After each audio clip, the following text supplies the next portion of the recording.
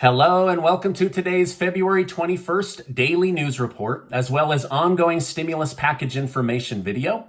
If you're a subscribed member of my community, then welcome back. You watch this channel each day because I keep you in the loop on what's really going on in Washington, D.C. with President Biden and the U.S. economy. So let's jump right into the news. By the way, happy President's Day to my fellow Americans. President Biden continues to get knocked around in the media. A year ago, his party was telling the world, his voters, and the American people that Biden would be the next great President Franklin D. Roosevelt and change the country forever. He passed the $1.9 trillion spending bill and was on his way. Now critics within his own party are saying he's no FDR because nothing he's done has been permanent. It was a big flash of money, most of which hasn't been spent, a great deal of which was left over and went to other bills, and now he can't even get his party to continue the programs that were successful. So he's getting a lot of pushback within his own party. Then the media tried to paint him as the next Lyndon B. Johnson, who is credited with bolstering many of the social safety net programs we have today. But again, critics are saying nothing he's done has permanently benefited the American people. Republicans continue to paint Joe Biden as the new Jimmy Carter, with inflation being as high as it was, under Jimmy Carter.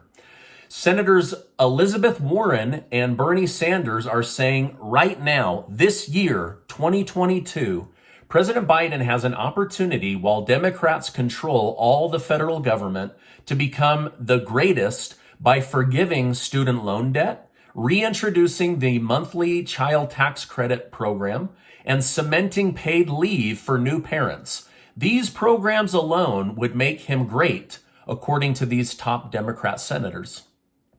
According to CNN, President Biden has presided over the country as if he were the most popular president ever, and his staff have pushed this narrative on him and the American people. But he needs to remember he only won the popular vote with 51.3% of the votes. So it wasn't a landslide. And when it came to down ticket ballots, President Trump at the time beat Biden in 210 congressional districts. So now Democrat leaders and especially election forecasters are saying Biden needs to do an about face, a 180-degree turn, and put an even bigger focus on helping people, or he's going to lose the House and the Senate and possibly the presidential seat in 2024. In fact, according to the New York Times, millions of Americans are now facing food insecurity and starvation, and the media is hardly covering the topic. With the average grocery bill rising $150 a month, that's $1,800 a year most people weren't anticipating in their budget. A former Clinton advisor said Biden should have course corrected months ago. He said when Biden lost congressional power and the momentum of the people, he astutely shifted to tax cuts, welfare reform, improving crime numbers, and balancing the budget.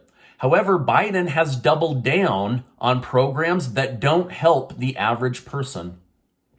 This former Clinton advisor said, when your polls drop this much, you switch gears. Yet Biden says things like, I didn't get elected as the most popular president to make changes now, and I don't believe that the polls about me are true. Yet the polls are waving a red flag that the American people want him to course correct, change courses, do something different. But again, these are the words of a former President Clinton advisor. All right, now here's an example many can relate to. The highest concern among the American people right now is inflation. Yet 80% of those polled on the topic of inflation said President Biden won't be able to fix inflation before the 2022 election cycle. When asked about inflation, instead of answering the question, White House Press Secretary Jen Psaki said, look at the low unemployment numbers. So the question was about inflation. The answer was about unemployment. Now, many are saying every aspect of the next Build Back Better bill should be focused on helping struggling Americans and reducing inflation costs. That should be the number one focus of the next bill, they say. Regarding the Russia-Ukraine conflict, President Biden convened his top world and military advisors this morning. The president is convinced Putin is going to strike any day now.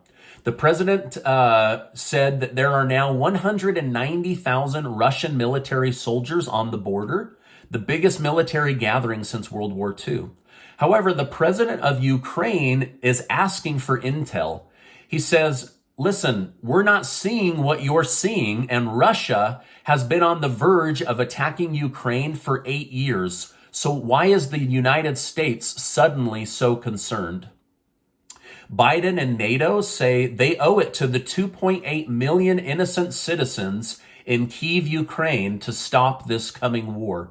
Moscow continues to deny anything the West is proposing, but Putin has agreed to a three-way call with him, President Macron, and President Biden. However, former Lieutenant General Keith Kellogg said Putin isn't going to respond to Joe Biden's phone calls. He said, tell Putin, play your hand and watch how the U.S. responds. Until then, quit stoking the fires of fear until something actually happens. Regarding the Build Back Better stimulus bill, many top Democrats are saying it's time to shift from Build Back Better to Build Back Smarter. They say the American people need help, but our politicians also need to win campaigns in order to give people the help. So we'll give you the help if you give us the votes so that we can give you the help. That's the simplest way I can say what this particular article said. Now, Biden continues to say the answer to high inflation and high cost of living is the Build Back Better bill.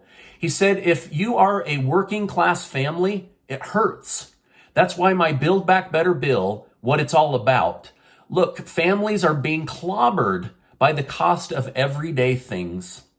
So he acknowledged families are getting clobbered right now under his time as president, but isn't putting forward good policy to change that. Someone getting free pre-kindergarten doesn't lower the cost of everyone else's groceries and does little to nothing to help struggling Americans that aren't raising kids.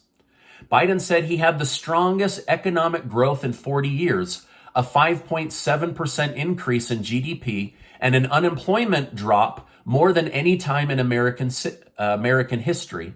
However, these are all bounce back figures. Yes, unemployment is low, but we aren't even to break even on how many people were working before March 2020. Republican lawmakers say Biden says, look at 40-year high economic growth, while we say, look at 40-year high inflation eating into your hard-earned money. Biden says, look at low unemployment. And we say, look at how the average family has to spend $276 more a month just to live. However, Democrats are saying Republicans should get behind renewing the child tax credit monthly check program to avoid more children and families falling into poverty. The second wave of the pandemic is here, according to officials, and it has more to do with mental health and tightening budgets than a virus. Many Americans are dealing with mental health issues after lockdowns, being masked for 2 years, and now struggling to financially support themselves and their families. Many healthcare professionals say they don't know how much more the American people can take. I'm hoping things will change and improve for people's situations. According to the news, former President Donald Trump's new social media app, Truth Social, will be available starting today in Apple's App Store. And speaking of Donald Trump, a judge ruled late last week that Donald Trump is open to civil lawsuits in connection with the January 6th Capitol breach. The judge did not say he was guilty or that lawsuits would prevail against the former president, but that based on his words, he was open to civil lawsuits. This is the first time a former president has been open to lawsuits based on things he said or did while president. According to data coming out in the 50 biggest cities in America, rent is up on average 20%. Now, I don't rent, so I didn't realize that things had gotten that out of control. And Casey and I own some rentals, and we've basically kept the rent right at where it was. But Americans have a housing and rental price problem, mostly caused by the U.S. government and the rising cost of new houses or single-family homes. However, many economists are saying a rise in housing and rent at this rate almost always precedes a crash of 20 to 40% within 2 years. So if you're looking to buy a home, continuing to save for a down payment until prices come back down might be your best move. By the way, thank you guys so much for giving these videos a like. It's hours and hours of research. I enjoy doing it, so I hope that you enjoy getting value out of these videos each and every day. Now, this is my update for today. As I know more, I will definitely come on and share more. The giveaway that Casey and I are doing will be ending in about a week. So I'll leave a link below for you to get your name entered to be one of the winners of the $5,000 that Casey and I are giving away, thanks to generous video sponsors. Now, before you go, I just want to take a minute to remind you that you are amazing. I really, really believe that. And I appreciate you being in my community, and I'll see you on the next video.